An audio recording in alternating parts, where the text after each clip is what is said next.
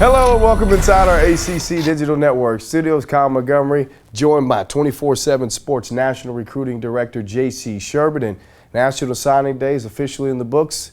And like always, it came with a lot of hype around a lot of players, a lot of bells and whistles, the size and the speed. But, you know, none of it matters until you hit the field. Give us some impact players, two offensively in the ACC. Well, definitely. Nothing's proven until you hit the practice field at the college level. But two guys that I have a feeling will do quite well in that setting are Duke Johnson, first and foremost, heading to the University of Miami. Johnson is one of the fastest prospects in the country at the running back position. He's been timed at 4.3 seconds in the 40-yard dash.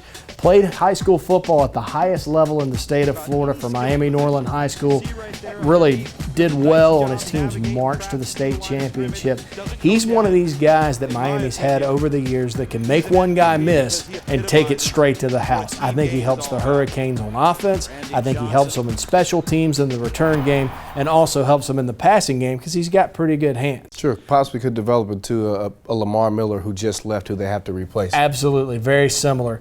The second guy I think is headed to Virginia Tech, and we all know with the departure of David Wilson that Virginia Tech's running back position is wide open. Drew Harris was one of the top running backs for 3 years in the state of Pennsylvania, was all-state from the time he was a sophomore on, had offers from nearly every program in the country, including Notre Dame, Penn State, and a host of others.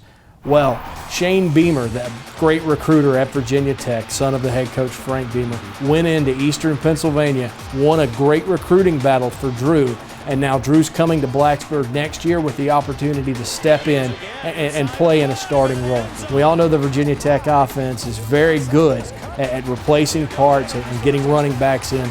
This guy will remind you a little bit of Darren Evans, who was there with the Hokies and put up big numbers just a couple of years ago. Part of the Hokies' biggest class since 2008. All right, let's move to the defensive side of the ball. Give us two guys that are incoming that can make an impact immediately. Well, the first guy I'm going to say is Ronald Darby, the five-star cornerback out of Potomac High School in Maryland that signed with Florida State on signing day. Darby is a rare talent because he's 6'1".